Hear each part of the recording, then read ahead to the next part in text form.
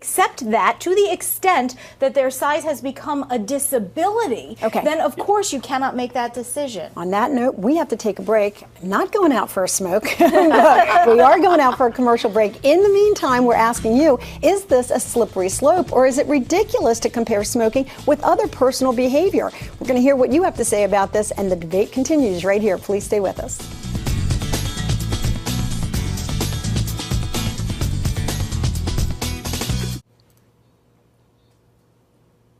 Do you think smokers are treated like second-class citizens, forced to take their bad habits outdoors or relegated to the back of the building? Or do you think it's fair treatment for people who engage in an activity that's harmful to them and possibly others?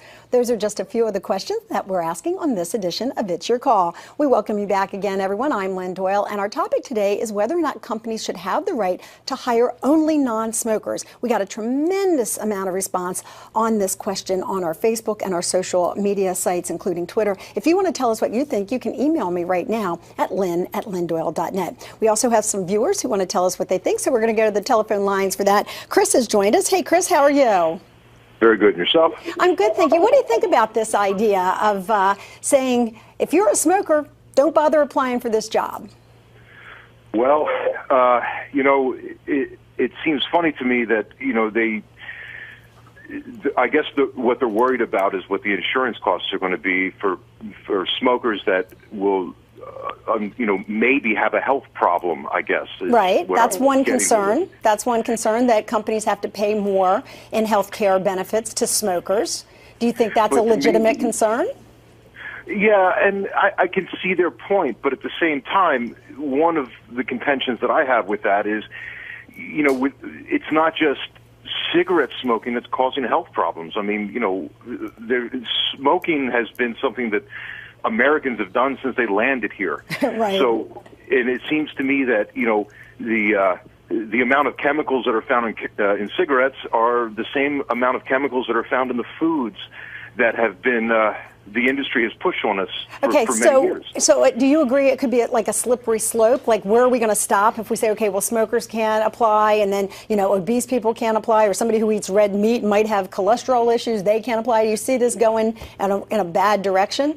Absolutely, absolutely. Once things of that nature is legislated, then where does it stop? And if you're going to pick on smokers, again, my issue is, I don't know whether it seems like maybe the wrong question's being asked. If it's okay, well, we're going to go after smokers, then what about, where? Yeah, exactly. Where does it end? Where does it end? Okay, we're gonna pose that question to the guest here. Thanks so much, Mike.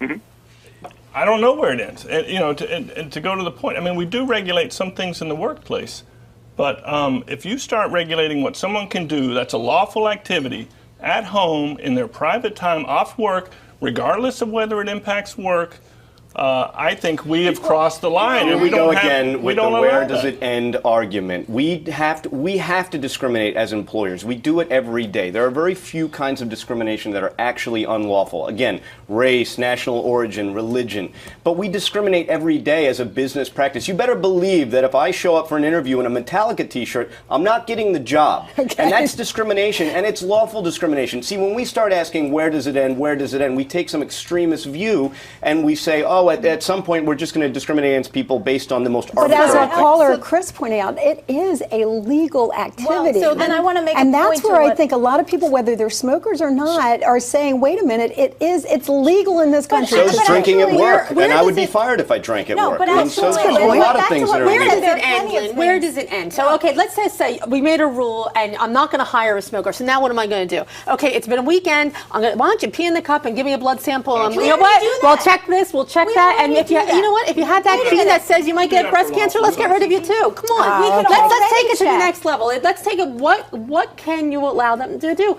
If they're working and doing their job, what's wrong? All right, I want to thank Chris for the call. Chris, look what you did here. You started the debate up again, Chris, but I appreciate it. No, you're already okay. But it begs the question, whatever happened to hiring somebody based on their performance? If they can do the job, then what's the problem? Okay, we're going to talk about that.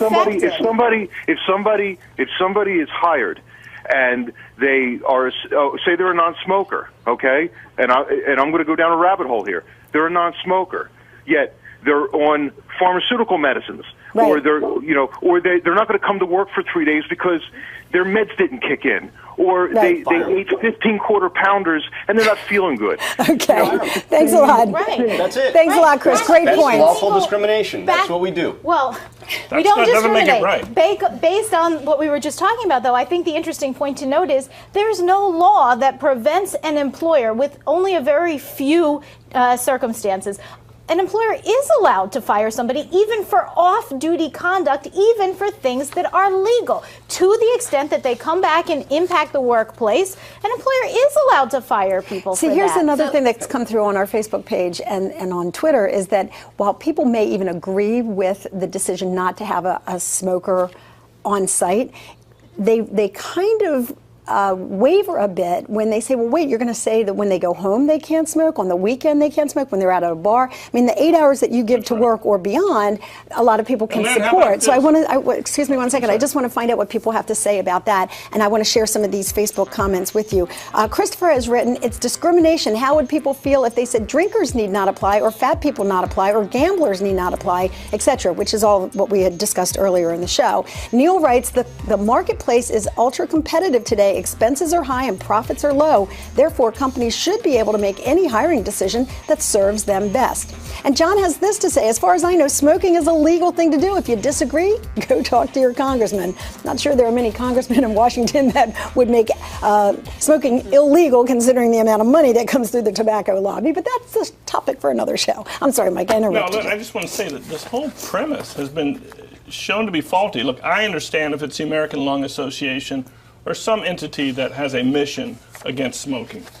But, in the North Miami Police Department, they tried this policy where they banned, we won't hire smokers. You know what they found? Since about, 20% of Americans are smokers, they couldn't get enough qualified candidates. They found the best, most highly qualified people happen to be smokers. And by having this rule, they were discriminating and blocking themselves from getting the most qualified, best employees. Fine, then and by adopting this rule, you were saying we don't want the most qualified people. We want to make a moralistic judgment about Let private entities make that mistake for themselves. It's their liberty to do so. They should be free to do so. They shouldn't be forced to accept a certain group of people. And they shouldn't be forced to hire certain people that the government already oppresses much more than any private entity ever has. No. If you give me an example of a company or a municipality that if you give me statistics that show that this practice didn't help them, then look, let them live and die by their own decisions. That's the free marketplace. That's how it works. We're not talking about a list here saying, okay, how many smokers did you hire this month or this year? We're not talking about that. We're talking about making an affirmative decision upon the fact that somebody is a smoker. Now, how can that be the factor that is going to tell you who the best employee is? How can we that make be? those decisions every day. Thank you. That's a great point. We make those decisions every day based on when you come into that interview. If you have a strange demeanor, you make a bad joke, people lose jobs for that every day. And they get hired and fired for perfectly that has to do legal with reasons. your ability to do the job. This debate is going to continue. It remains legal. The debate will continue, but we'll take a break. I hope that you don't go away because you have to find out what else they have to say. We also want to know what you have to say, so email me during this break, Lynn@lynndoyle.net.